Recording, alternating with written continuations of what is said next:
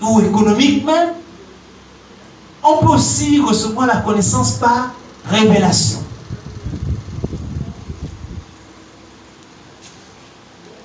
Alléluia. Maintenant, avant de poursuivre, si on voit par exemple Joseph et sa femme, comment est-ce que Joseph a fait pour connaître Marie? Est-ce que c'est par réflexion? Est-ce que c'est par révélation? Ou est-ce que c'est par autre chose?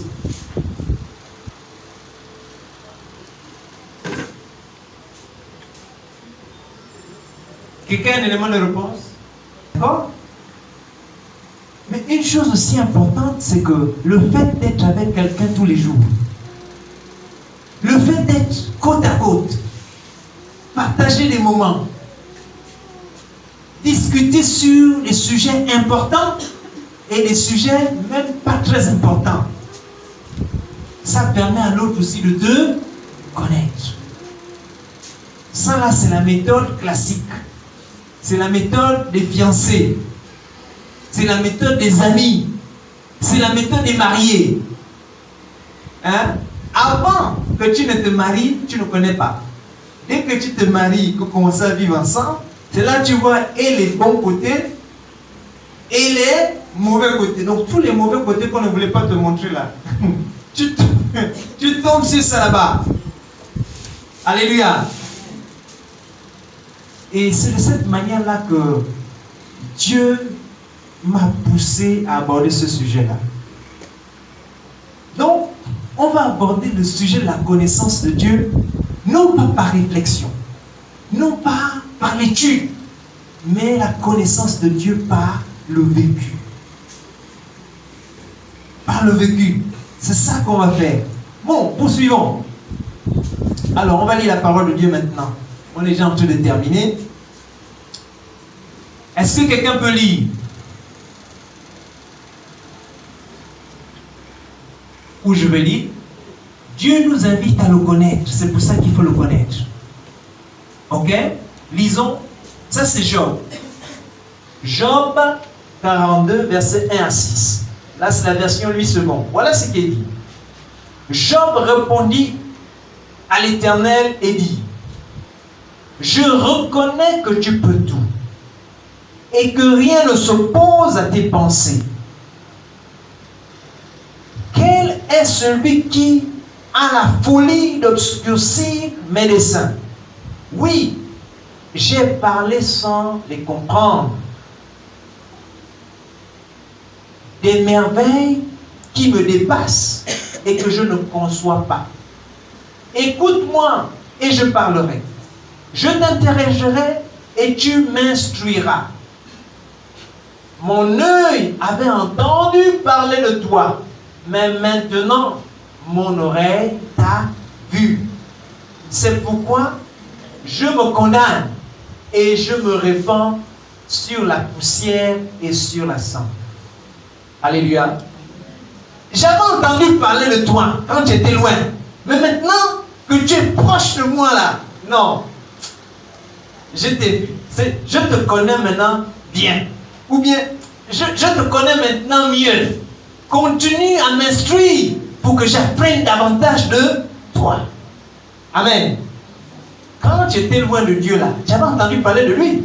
Oh, les gens de l'église là, ils sont toujours en train de faire le bruit là-bas au quartier Potos. C'est ça que j'avais entendu parler d'eux. Non, mais les gens de l'église, ils sont un peu fous. Ils sont avec les guitares, ils chantent partout. Ils font le bruit, les veillées de prière et tout cela. On ne comprend pas, c'est des malades. J'avais entendu parler de Dieu. Non, mais les gens de l'église, là, ils sont fous quand même, quoi. La fin du mois, quelqu'un gagne 100 000. Il prend 10 000. 10 000. Il enlève ça. Et il va donner à Dieu, au pasteur. Non. Ça c'est malade, c'est fou. J'ai même quelqu'un qui m'a vu, un jeune garçon qui me dit, il dit, mais vous qui allez à l'église, vous êtes des idiots. Vous êtes des idiots pour qui allez à l'église. Moi, je n'ai pas besoin d'avoir un Dieu ou quelqu'un de supérieur en qui je crois pour vivre ma vie. Je vis ma vie sans problème. Voilà ce qu'il m'a dit. Mais pourquoi? Parce que lui là, il est seulement en train d'entendre parler de Dieu. C'est loin, lointain là-bas. Il a entendu parler. Dieu n'est pas à côté de lui pour qu'il voit la réalité de Dieu, qui est Dieu. Parce que si il voit la réalité de Dieu, il va chercher encore à connaître mieux Dieu. Amen. Voilà ce que Dieu nous invite. Jésus a dit à la femme samaritaine, si tu savais quel est le don de Dieu, qui te demande de l'eau, toi-même, tu lui demanderais de te donner de l'eau. Alléluia. La femme samaritaine ne connaissait pas Dieu. Elle ne connaissait pas Jésus. Elle le voyait loin. Je sais que tu es un prophète. Je sais que tu dois être un prophète venu de Dieu. Mais quand Jésus a commencé à parler, eh bien, j'ai trouvé le gars qui m'a raconté toute mon histoire. Il m'a tout dit. Venez, venez, venez, s'il vous plaît. Vous allez aussi le voir. Amen. Qu'est-ce qui s'est passé? Une rencontre, une relation. Et tout a changé dans sa vie. Souviens-toi quand les choses ont changé dans ta vie. Le jour où tu as rencontré le roi des rois, le Seigneur des seigneurs, tout a changé. Qu'est-ce qui a changé? On ne t'a pas inculqué des connaissances de Dieu. On ne t'a pas donné des stratégies pour connaître Dieu. C'est juste une rencontre, une relation.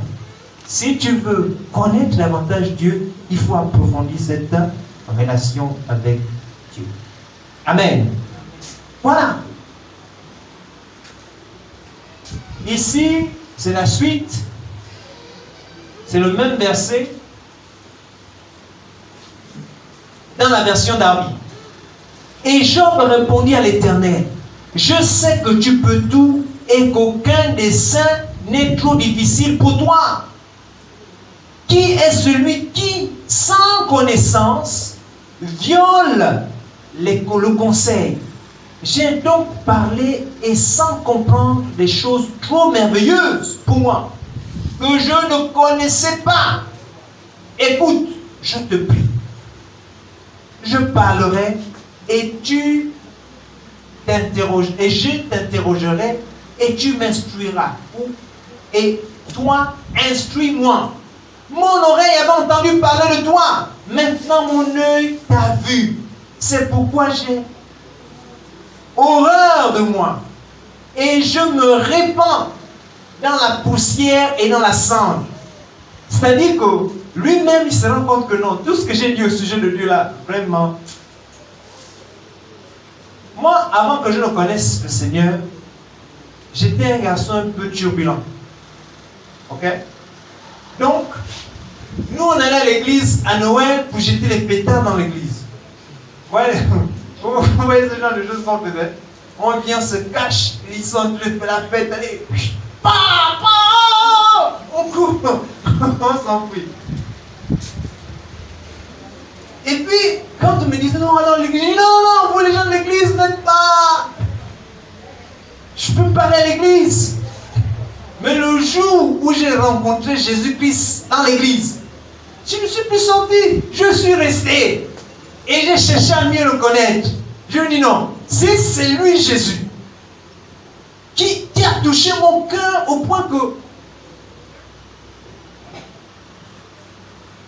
je me rends compte que tout ce que j'ai fait, c'était mauvais.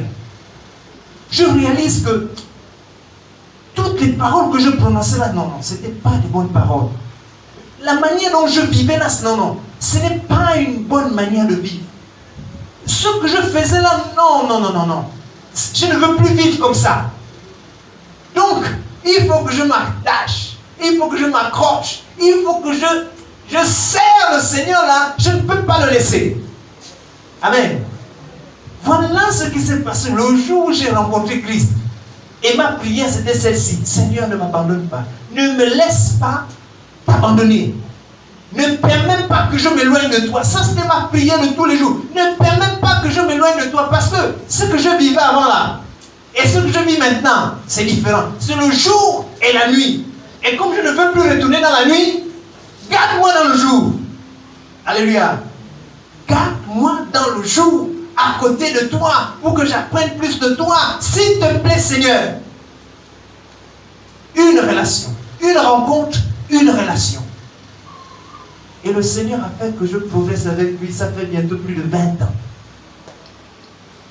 Amen. J'ai appris, parfois avec des douleurs, des échecs. Tout n'a pas toujours marché comme je voulais ou comme Dieu voulait. Mais j'ai appris, même dans la douleur ou même dans la joie,